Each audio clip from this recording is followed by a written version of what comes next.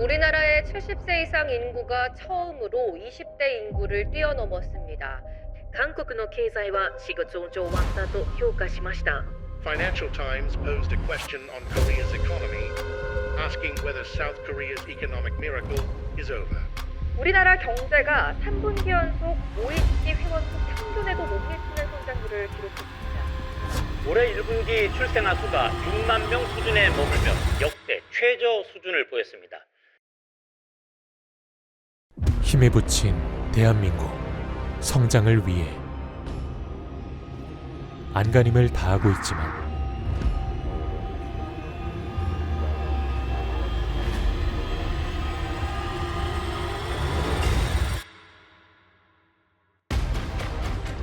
이제는 불가항력이라고 합니다. 지난날 우리의 성장을 이끌었던 눈앞의 뚜렷한 힘들, 그 힘이 소멸되고 있는 지금, 더 이상 대한민국의 미래는 없을까요? 세상을 움직이는 힘은 사실 눈에 보이지 않는 법. 우리에게도 그런 힘이 있습니다. 도전을 지지하는, 개성을 인정하는, 도약의 발판이 되어주는 힘. 도전과 창의, 그리고 균형의 힘으로 더 효율적인 성장이 필요한 지금, 대한민국은 어떻게 변해야 할까요?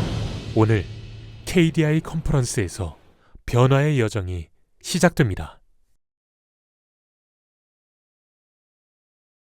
안녕하십니까. 지금부터 2024 KDI 컨퍼런스 한국경제 생산성 제고를 위한 개혁 방안을 시작하겠습니다. 저는 이번 컨퍼런스의 사회를 맡은 KDI 홍보팀장 박지연입니다. 만나 뵙게 되어 반갑습니다. 2024 KDI 컨퍼런스는 우리 경제의 생산성 제고 방안을 모색하기 위해 마련되었습니다. 행사장 장내 그리고 온라인으로도 많은 분들께서 함께해주고 계신데요. 다양한 연구 결과를 토대로 구체적인 개혁 과제와 정책 방안이 논의될 예정이오니 마지막까지 함께해 주시길 부탁드립니다. 그럼 지금부터 2024 KDI 컨퍼런스 한국경제 생산성 제고를 위한 개혁 방안의 개회식을 시작하겠습니다. 오늘 이렇게 소중한 자리를 마련해 주신 KDI 조동철 원장님께서 개회사로 문을 열어주시겠습니다. 큰 박수로 환영해 주시기 바랍니다.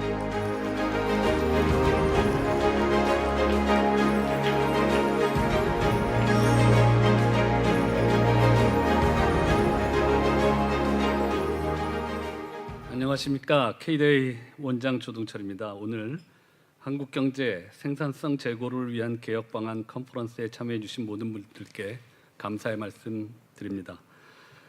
특히 바쁘신 일정 중에도 어젯밤까지도 꼭 오시겠다고, 축사를 위해서 오시겠다고 해주셨던 한덕수 국무총리님께 정말 감사하다는 말씀을 드리고요.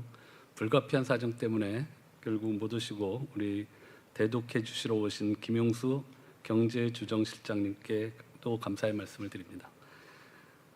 아울러 보고서를 집필하고 오늘 발표를 맡아주신 저자분들, 패널 토론에 기꺼이 참여해 주시는 토론자분들, 그리고 행정 편집 과정에서 아낌없는 도움을 주신 모든 분들께도 심심한 감사의 말씀을 드립니다. 모두 잘 아시다시피 한강의 기적이라고 불릴 정도로 빠르게 성장해온 우리나라가 1990년대 이후로는 지속적인 성장률 하락 추세를 경험하고 있습니다. 물론 그 배경에는 경제 성숙화나 인구 구조 고령화와 같이 다분히 불가항력적인 요인들이 작용하고 있는 것이 사실입니다. 하지만 2000년대 이후 뚜렷이 나타나고 있는 생산성 증가세의 둔화 또한 결코 무시할 수 없는 주요 요인으로 작용하고 있음이 다수 연구의 결과입니다.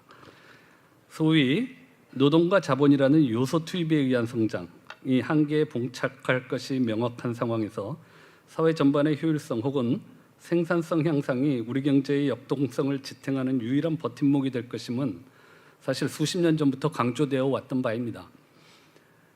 개별 기업의 경우로 비유하자면 근로자의 수를 늘리지 않고 새로운 공장을 짓지 않더라도 근로자 개개인에게 스스로 역량을 개선할 동기를 적절히 부여하고 이들을 보다 합리적으로 재배치하여 더 많은 부가가치를 창출해야 한다 하는 점을 지적해온 것이나 다름이 없습니다.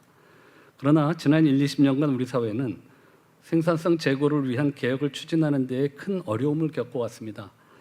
일찍이 슌페터가 언급한 바와 같이 개혁 혹은 혁신은 복잡한 이해관계의 변화를 야기하는 창조적 파괴의 과정이며 따라서 기존 질서에서 누렸던 풍요를 더 이상 향유하기 어려운 경제 주체들이 나타날 수밖에 없습니다. 이때 개혁이 가져올 사회 전반의 편익이 비용을 상회한다면 이 개혁은 정당성을 어느 정도 부여받을 수 있을 것입니다. 그러나 사회적 논의가 변화의 피해자 입장만을 지나치게 강조하여 합리적 방향으로의 변화를 지체시킬 경우에는 개혁의 수혜자가 될 수 있었던 다수 국민의 기회가 박탈되고 사회 전반의 생산성 제고도 저해될 것입니다. 하루가 다르게 새로운 기술이 나타나고 국제 환경이 급변하고 있음에도 불구하고 이러한 변화에 민첩하게 적응하지 못하는 경제가 번영을 지속할 것으로 기대하기 어려운 것은 엄연한 현실입니다. 이러한 문제의식하에 KDI는 우리 경제의 기적을 지탱해온 그리고 희망컨대 지탱해줄 생산성 제고를 강조하고자 합니다. 보다 구체적으로 사회 전반의 생산성을 향상시켜 경제의 역동성을 유지하기 위해 우리가 개선해야 할 분야가 어디인지를 식별하고 나름 변화 방향을 모색해 보고자 합니다. 여기에서 변화의 합리성을 판단하는 1차적 잣대로 생산성에 걸맞는 보상의 제공 여부가 제시될 수 있다는 점에서도 생산성이라는 개념은 강조될 필요가 있겠습니다. 특정 경제 주체가 경제 외적 요인에 의해 본인의 기여 혹은 생산성보다 많은 보상을 획득하면 누군가는 본인의 기여만큼 보상받을 수 없게 되며 이는 경제 주체들의 유인 구조를 왜곡하여 생산성을 제고하고자 하는 노력을 심각하게 저해하기 때문입니다. 경제 주체의 생산성과 그들에 대한 보상의 연계를 단절시킨 공산주의 체제가 실패할 수밖에 없었던 이유이기도 합니다.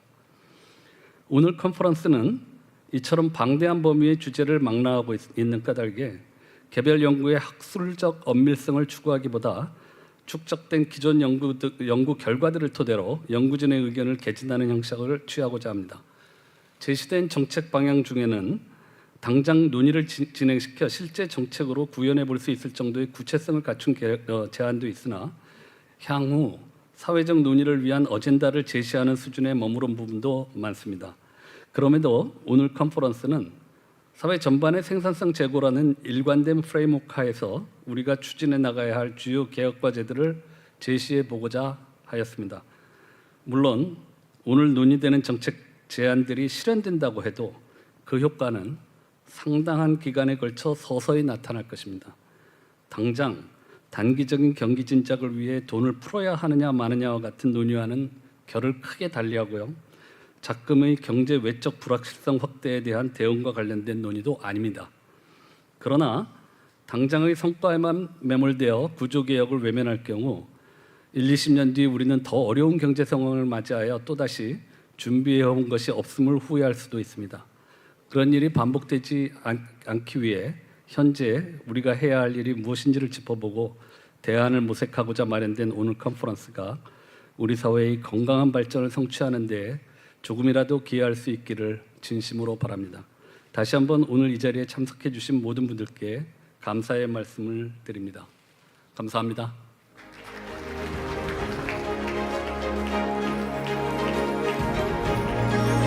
네, 원장님 말씀 감사합니다. 이어서 2024 KDI 컨퍼런스 축사는 김영수 국무조정실 경제조정실장님께서 대독해 주시겠습니다. 큰 박수로 맞이해 주시기 바랍니다.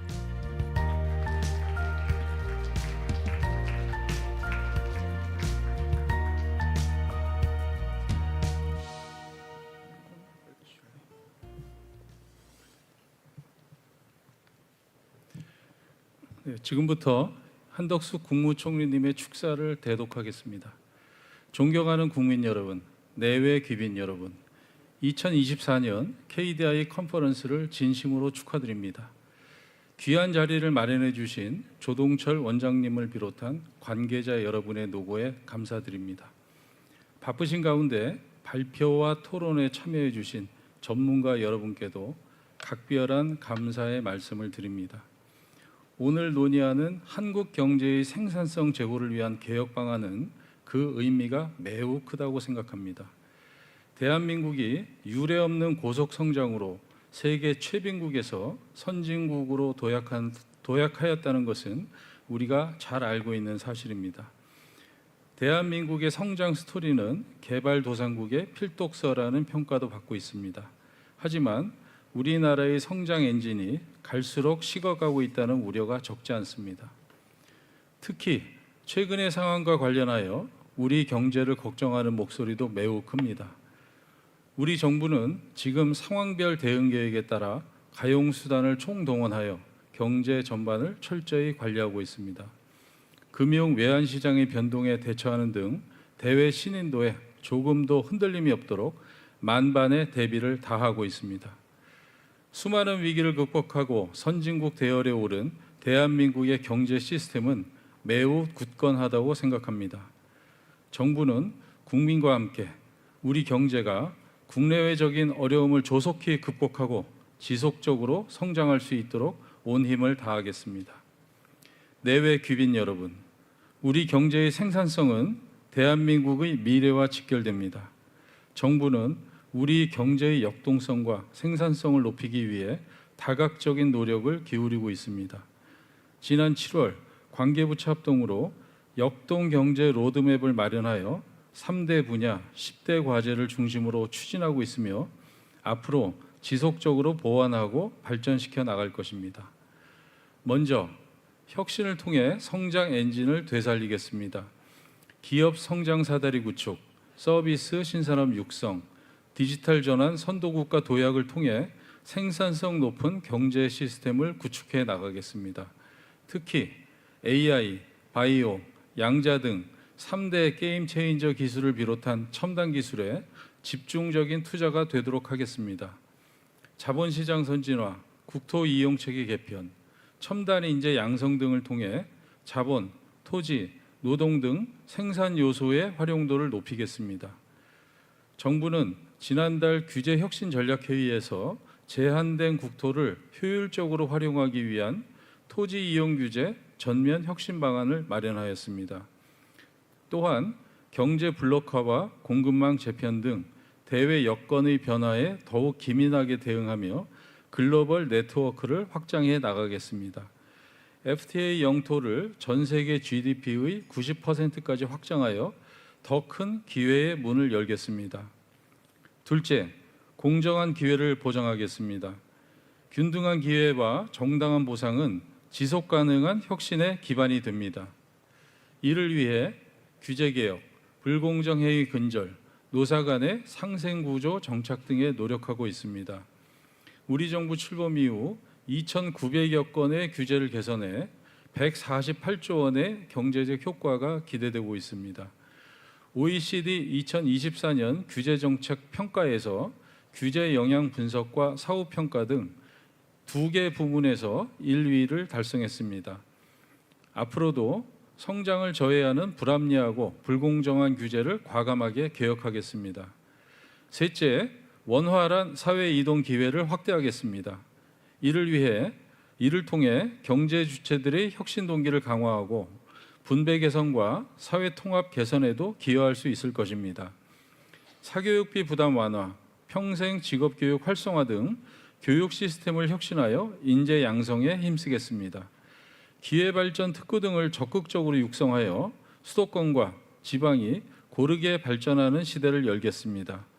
사회적 자본을 바탕으로 협력 체계를 강화하고 양극화 해소를 위해 범정부적인 노력을 기울이겠습니다. 이와 함께 우리 사회의 구조적 개혁에 힘쓰겠습니다. 민간 주도 시장 경제와 건전 재정의 확고한 기틀을 마련하고 구조 개혁을 통해 우리 사회 전반의 생산성을 높이도록 할 것입니다. 정부는 지속적인 구조 개혁과 함께 저출생 극복을 위한 노력을 계속할 것입니다. 어떤 사회도 경직되면 생산성이 오를 수 없습니다. 정부는 우리 사회의 경직된 부분을 개혁하여 유연하고 활력이 넘치는 공동체가 되도록 하겠습니다. 이를 통해 경제와 사회의 모든 면에서 역동적인 에너지가 최대한 솟아나도록 노력하겠습니다. 내외 귀빈 여러분, 우리는 지금 국내외로 많은 어려움을 겪고 있습니다. 그러나 우리의 역동성과 응집력을 되살린다면 어떠한 위기도 반드시 극복할 수 있다고 확신합니다.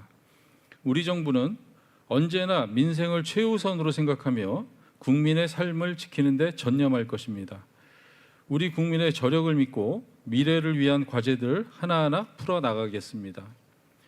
오늘 여러분의 다양한 정책 제언들이 사회적 논의를 거쳐 국가 발전의 든든한 밑거름이 되기를 기대합니다. 다시 한번 KDI 컨퍼런스의 개막을 축하드리며 여러분 모두의 건승을 기원합니다. 대단히 감사합니다.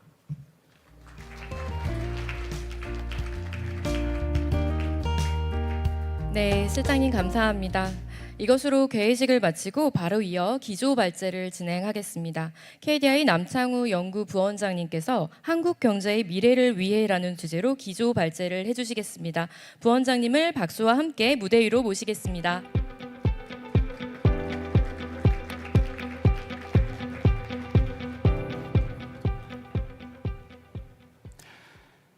안녕하십니까. 저는 오늘 기조 발제를 맡은 KDI 연구부원장 남창호입니다. 앞서 원장님께서 잘 설명을 해주셨지만 저는 오늘 KDI가 생산성 제고를 위해서 개혁 방안을 연구하게 된 배경에 대해서 말씀드리겠습니다. 먼저 저는 KDI가 추정하고 있는 한국 경제의 잠재 성장률을 보여드리겠습니다. 사실 우리나라는 인구 5천만 이상 국가 중에 7번째로 1인당 GDP 3만 달러를 달성했습니다. 그럼에도 불구하고 우리나라는 성장 동력은 빠르게 하락하고 있습니다.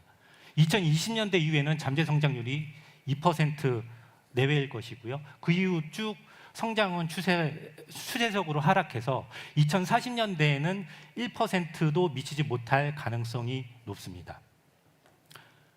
더구나 우리나라가 생산요소 투입 성장의 한계에 직면한 상황에서 경제 구조의 효율성을 나타내는 TFP, 즉 총요소 생산성도 매우 빠르게 하락하고 있습니다. 왼편 그림을 보시면 국가별 TFP 증가율 감소폭을 보여드리고 있는데요. 우리나라 같은 경우는 1990년대 대비해서 마이너스 3%포인트 하락을 했습니다. 다른 선진국에 비해서 훨씬 빠른 속도입니다.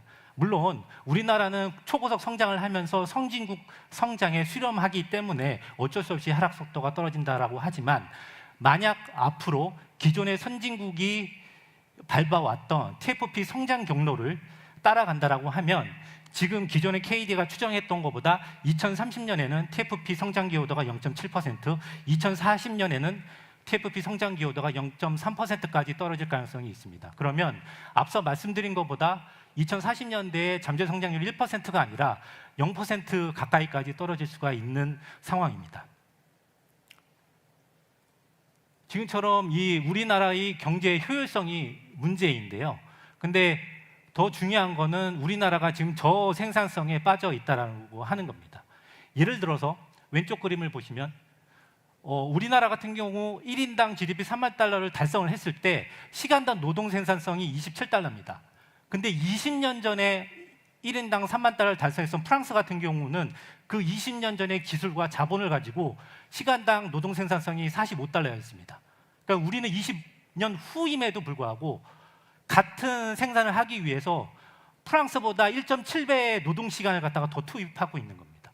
왜 그럴까요? 그래서 제가 한번 찾아봤습니다. 기업 규모별 1인당 노동 생산성을 봤더니 특히 보시면 우리나라 부가가치 60%를 차지하는 서비스업 같은 경우 특히 중소기업은 지난 10년 동안 실제 노동 생산성이 전혀 상승을 못하고 있습니다. 되게 큰 문제인 거죠. 더군다나 저는 그 생산성 본부에서 계산한 38개 업종 TFP 25년간의 그 TFP 증가율하고 노동 투입 증가율에 대해서 알아봤습니다. 상위 5개 업종 같은 경우는 TFP가 높은 상위 5개 업종 같은 게 예상했던 대로 반도체, 그다음에 정밀기기와 같은 우리나라의 주력 제조업체와 더구나 서비스업 같은 경우는 표준화된 기술을 사용하는 통신업이나 금융 및 보험업이 우수했습니다. 하지만 사실 혁신에서 중요한 역할을 할 수 있는 전문 과학 및 기술 서비스업 같은 경우는 오히려 25년 동안 TFP 성장률이 평균적으로 마이너스 5%를 기록할 정도로 되게 저조했습니다. 그러니까 이러한 경제적 비효율성을 만회하기 위해서 노동 투입 같은 경우는 거의 25년 동안 평균적으로 10% 이상 증가를 해왔던 거죠. 그러면 과연 우리나라가 이렇게 저성장의 트랩에 빠져 있는 요인을 설명하기에 앞서서 간단하게 지금 K대에서 바라보는 우리 한국 경제의 원리에 대해서 간단히 설명을 드리죠. 통상 경제 성장은 기술, 노동, 자본이 합쳐진 생산 함수에 의해서 결정이 됩니다. 특히 기술 같은 경우는 다른 생산 요소들과 결합돼서 내생적인 성장을 이룹니다. 그 얘기는 한 국가의 생산 가능 곡선을 외부로 팽창시키는 역할을 해주는 거죠. 더군다나 시장은 그런 제한된 생산 자원이 생산 가능 곡선 내에서 최적화된 생산 지점으로 움직이도록 효율화되도록 생산 자원이 효율적으로 배분되도록 하는 중요한 역할을 수행을 합니다. 근데 저는 여기서 중요하게 사회자본도 중장기적인 경쟁에 있어서는 되게 중요한 역할을 한다고 생각을 했습니다. 왜냐하면 기본적으로 사회자본이라고 하는 것은 제도, 규범, 신뢰 및 네트워크 등으로 구성되어 있으면서 특히 사회구조 내에서 보이지 않는 집단의 지대추구라든가 사회적 비용을 갖다가 결정하는 무형의 자산입니다. 따라서 만약에 어떠한 특정 사회의 사회자본이 견고하다라고 하면 그 사회의 사회적 비용을 줄일 수 있고, 또 다른 하나는 지역사회라든가 교육 시스템의 사회적 네트워크가 강건하다라고 하면 혁신 유인을 통해서 생산 가능 곡선이 빠르게 팽창할 수 있도록, 즉 경제적 효율성과 생산성을 제고할 수 있을 겁니다. 이러한 그 의미 내에서 저희가 생산성 저하의 요인을 봤을 때 첫 번째로는 우리나라는 현재 생산 자원이 비효율적으로 배분되고 있습니다. 특히 시장에 대한 과도한 규제가 있을 수 있습니다. 시장에 대한 과도한 규제는 그 경쟁이라고 하는 시장의 순기능을 조여하고 특정 이익 집단의 지대를 보호하거나 생산 요소가 원활하게 이동하는 것을 제약을 할 수가 있습니다. 그래서 최근에 OECD에서 발표된 그 국가별 시장 규제를 보았을 때 우리나라 같은 경우는 특히 소매 가격 규제, 서비스업 영업 관련 규제, 그다음에 전문 서비스 진입 규제가 다른 선진국에 비해서 매우 높은 걸 알 수가 있습니다. 즉 앞서 설명했던 것처럼 저생산성에 빠져 있는 업종하고 정확하게 일치를 하고 있습니다. 그래서 저는 각 OECD 국가에 있는 국가별 시장 규제하고 그 5년 평균 TFP 성장률의 관계를 분석해봤습니다. 그림으로 보시면 아시겠지만 명확하게 시장 규제가 높은 국가 같은 경우는 TFP 성장률이 낮아지는 걸 확인할 수 있습니다. 특히 최근에 세계 경제가 세계화되면서 경쟁이 심화됨에 따라 이러한 시장 규제의 부정적인 효과가 더 강화되고 있는 것을 확인할 수 있습니다. 그러면 다른 측면에서 어떤 생산 자원들이 비효율화될까요? 저는 크게는 노동시장과 과도한 기업, 금융자원의 배분에 있다고 생각을 합니다. 그래서 저는 정규직 대비 비정규직이 얼마만큼 격차가 벌어지는지 한번 봤습니다. 보시다시피 평균 근속시간, 월평균 임금, 3대 보험 가입률조차 지난 20년 동안 그 격차가 꾸준히 벌어지고 있습니다. 이렇게 노동시장의 이중구조 및 경직성이 강화된다라고 하면 명확하게 한정적인 인적 자원의 효율적인 배분이 저해될 뿐만 아니라 사회 전반의 생산성을 제약할 수밖에 없습니다. 또한 오른쪽 표를 보시면 제가 그 정책금융, 즉 국책은행들이 공급하고 있는 기업 여신 비중을 갖다 한번 확인해봤습니다. 워낙 숫자가 많기 때문에 간단히 설명을 드리면 대기업 같은 경우 현재 정책금융에서 절반 정도의 기업 여신을 갖다 제공을 하고 있습니다. 특히 고정이하 여신, 즉 대기업의 부실 여신 같은 경우는 정책금융이 평균적으로 10년 동안 평균적으로 70% 이상을 들고 있습니다.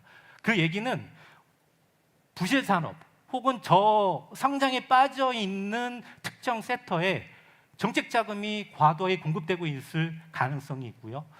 그러한 얘기는 우리가 과거 2010년대에 조선업, 해운업, 건설업 등에서 구조조정이 지연됐던 것처럼 만약 이런 것이 계속 유지돼서 원활한 기업 구조조정이 지연된다라고 하면 역시 마찬가지로 기업 부분의 생산성이 저해될 수밖에 없습니다.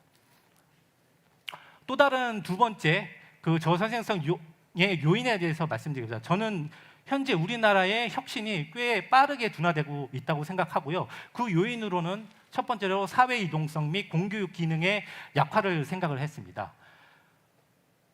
왼편 그림을 보시다시피 우리나라 지난 20년간 세대 간 사회 이동성에 대해서 느끼고 있는 인식이 매우 악화되고 있는 걸 알 수 있습니다. 그 얘기는 사회 구성원의 동기부여가 악화된다는 거고요. 결국 그 얘기는 인재 배출이 저조해질 수밖에 없고 혁신을 위축시킬 수밖에 없습니다. 오른쪽 그림 같은 경우는 공교육에 대한 부분인데요. 1인당 학생에 대한 공교육 지출이 2010년도에 $10,000에서 최근에 $20,000까지 올라갔습니다. 꽤 빠르게 올라갔습니다. 그럼에도 불구하고 중등 기초학력 미달 학생 비중, 즉 일명 수업을 포기한 학생 비중이 2010년에는 한 5명 정도였는데 최근에는 15명까지 올라가고 있습니다. 그 얘기는 결국 개인들은 공교육을 믿는 게 아니라 사교육에 집중을 하게 되는 거고, 그렇게 된다라고 하는 것은 결국 인적 역량이 양극화될 수밖에 없습니다. 이 양극화된 인적 역량은 노동시장의 수급의 불균형을 악화시키기 때문에 경제 내적으로나 경제 외적, 즉 대외적으로도 그 기술 격차를 높일 수밖에 없습니다. 결국 생산성이 저하될 수밖에 없는 거죠. 또 다른 측면에서 최근 작년부터 해서 R&D에 대해서 많은 얘기가 있었는데요. R&D의 실질적인 성과도 부진한 상황입니다. 잘 아시다시피 2000년대 이후에 우리나라 R&D 지출은 GDP 대비 2010년에는 3%였다가 2020년대에는 5% 가까이까지 매우 빠르게 증가를 했습니다. OECD 평균적으로는 3%가 채 되지 않고 있거든요. 그러면 실제적으로 이 성과가 어떻게 되느냐를 한번 봤더니 R&D 투자 대비 지식재산 사용료 수입 비중 같은 경우 OECD 평균 국가는 30% 정도 됩니다. 근데 우리나라는 3분의 1밖에 되지 않는 10%밖에 되지 않아요. 그 얘기는 우리가 R&D 지출을 열심히 해서 리서치를 열심히 하는데 실제 이 리서치의 결과가 사업 개발돼서 실제 디벨롭먼트 돼서 성과를 내는 거는 미약하다는 얘기입니다. 또 다른 측면에서는 제가 한번 기업규모별 R&D 세제 지원을 살펴봤습니다. 중소기업 같은 경우는 명확하게 OECD보다 평균적으로 R&D 세제 지원이 잘 진행되고 있습니다. 근데 특이하게도 대기업 같은 경우는 OECD 국가는 지금 R&D 세제 지원이 평균적으로 올라가고 있는데요. 우리나라는 오히려 떨어지고 있습니다. 물론 최근에 반도체라든가 그 국가 전략 산업에 대해서는 조세 특례를 통해서 지원을 하고는 있습니다. 그런데 R&D 같은 경우, 특히 혁신 같은 경우는 아시다시피 우리가 예상치 못한 곳에서 발생을 할 수 있습니다. 그렇기 때문에 통상 우리가 산업 정책을 얘기할 때 승자성장의 위험이라고 하는 특정 산업이라든가 기업만 지원했다가 실패할 수 확률이 R&D 지원에서는 높아질 수가 있다는 거죠. 그래서 저는 이 R&D 지원에 대해서는 조금 더 포괄적인 지원이 중요하다고 생각을 합니다. 그리고 마지막으로 우리나라 저생산성 요인 중에 하나로 앞서 설명했던 사회자본이 상대적으로 취약하다고 생각을 합니다. 월드 이코노미 포럼에서 지난 2019년에 그 나라별 부문별 국제 경쟁력 지수를 봤는데요. 우리나라 같은 경우 전체 순위는 13위 정도 됩니다. 그 얘기는 어느 정도 우리나라 경제력하고 비슷한 수준인데요. 부문별로 보면 예를 들면 법적 절차, 사법 절차 효율성, 그 다음에 사업 관련 정책 환경, 그 다음에 규제에 대한 부담은 U12 이하입니다. 그러니까 아무리 좋게 보더라도 다른 선진국에 비해서 이 부분이 경쟁력이 취약하다는 것은 명확한 거고요. 특히 사회자본에 대한 평가는 71권입니다. 그러면 앞서 제가 말씀드린 것처럼 사회에 대한 신뢰 수준은 어떨까요? 정부와 대기업에 대한 그 신뢰 수준은 과거 10년 전에 비해서 상승하는 추세입니다. 그렇지만 여전히 신뢰 수준에 대한 절대적인 수준은 낮은 상황입니다. 즉 이렇듯 사회적인 신뢰가 낮다라고 하는 것은 어쩔 수 없이 그 사회 집단 내의 지대추라든가 사회적 비용이 증가하고 있을 수밖에 없는 경우죠. 또 다른 측면에서 사회자본에서 중요한 건 하나의 제도적 측면이 되겠는데요. 특히 저희가 주목한 거는 중앙과 지역 간의 행정 권한 혹은 행정 제도의 격차가 높다라고 하는 겁니다. 그래서 제가 그 선진국 중에 인구 5천만이 넘는 국가들 중에서 지역의 독립성이 강한 국가들과 중앙 집권적인 국가들을 상호 비교를 했습니다. 여기 왼편 그림을 보시면 예를 들면 영방국가 같은 경우 1인당 $30,000 이후에 15년 정도가 지나면 대략 한 $47,000, $50,000 정도까지 1인당 GDP가 올라가고 있습니다. 그런데 그 상대적으로 지역 독립성이 약한 중앙집권적 국가들 같은 경우는 15년 후가 되더라도 거의 4만 달러 수준에 머물고 있습니다. 물론 이건 단순히 보여진 그림인데요. 저희 KDI에서는 이걸 갖다 좀 더 엄밀하게 분석한 보고서가 2020년도에 출간됐습니다. 그래서 우리나라 같은 경우는 정통적으로 오랫동안 중앙 집권적인 제도를 유지해 왔습니다. 그래서 조금 더 그걸 갖다가 명확하게 보기 위해서 저는 지역별 기업 규모 대비 재정 자립도를 봤습니다. 기업 활동 조사인데요. 통상 상용 근로자 50인 이상, 자본금 3억 이상 되는 어느 정도 기업체 규모가 되는 기업체들을 봤는데 수도권 중심으로 해서 그 기업체들이 거의 한 60% 가까이 위치를 해 있습니다. 특히 서울 같은 경우는 기업체 평균 종사자 수 규모가 매우 높습니다. 거의 500명 이상 된다라고 하는 거죠. 그러면 그 이후에 재정 자립도는 어떨까요? 당연히 수도권 중심으로 재정 자립도가 높습니다. 그 얘기는 역으로 얘기를 하면 수도권으로 경제적이 집중되어 있기 때문에 비수도권 같은 경우는 재정 자립을 포함해서 전반적으로 자립성이 취약할 수밖에 없습니다. 이렇게 비수도권의 인프라가 취약해진다라고 하면 당연히 어쩔 수 없이 개발 자체도 될 수가 없는 거죠. 이러한 악순환에 빠진다라고 하면 지역 간의 불균형이 격차가 심해지면서 사회 전반의 효율성 자체가 떨어질 수밖에 없습니다. 그러면 우리가 KDI가 왜 궁극적으로 다시 경제 성장을 다시 강조를 해야 되느냐? 사실 우리는 이미 1인당 GDP 4만 달러를 돌파를 했고 어느 정도 선진국 반열에 올라왔는데 굳이? 라고 생각하실 수 있습니다. 근데 저희가 확인을 해보니까 결국 지속적인 경제 성장만이 궁극적으로 사회적 안정을 확보할 가능성을 높인다라고 확인이 됐습니다. 왼편 그림을 보시면 제가 경제 성장과 지역 경제 성장 불균형의 격차 관계를 보여주고 있습니다. 경제 성장 동력이 제고가 되고 있을 때, 그 경제 성장이 높을 적에는 지역 간의 성장 격차가 축소되는 걸 명확하게 확인할 수 있습니다. 이 얘기는 결국 지역 발전의 불균형이 성장이 높을 적에 해소 가능하다라고 하는 거고요. 그건 당연히 지역 간의 불평등과 사회적 안정, 불평등을 해소를 해서 사회적 안정을 유지할 수 있습니다. 오른편 그림을 보시면 제가 1인당 경제 성장 대비 분배 지표의 변화를 갖다 봤습니다. 특히 상대적 빈곤율, 그 다음에 중위소득 150% 초과되는 고소득층의 비중을 봤습니다.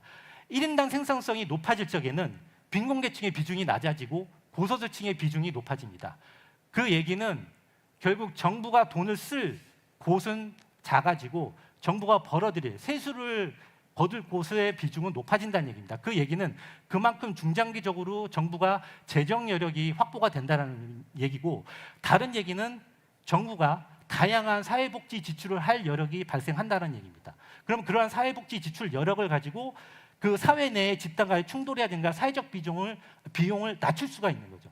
결국 다시 말씀드리지만 경제 성장이 유지돼야 사회 안정을 유지할 수가 있습니다. 그래서 이 사회 안정을 유지하기 위해서는 결국 생산성 제고가 중요하기 때문에 저희 KDI는 생산성 제고를 어떻게 해야 될지 개혁 방안을 고민했습니다. 큰 틀에서 첫 번째로는 생산 자원을 어떻게 합리적으로 배분을 해야 될지, 두 번째로는 그럼 지금 부진한 창조적 혁신을 어떻게 제고를 해야 될지, 세 번째는 미약한 사회 자본을 어떻게 견고하게 만들고 확충시켜야 될지 각 섹션에서 자세하게 설명을 드리겠습니다. 저는 여기까지입니다. 그럼 감사드립니다. 네, 감사합니다, 부원장님. 이것으로 기조 발제를 마치고 바로 이어서 연사 및 외빈분들 대상 기념 촬영이 있겠습니다. 안내에 따라 무대 위로 자리하시어 참여해 주시면 감사하겠습니다.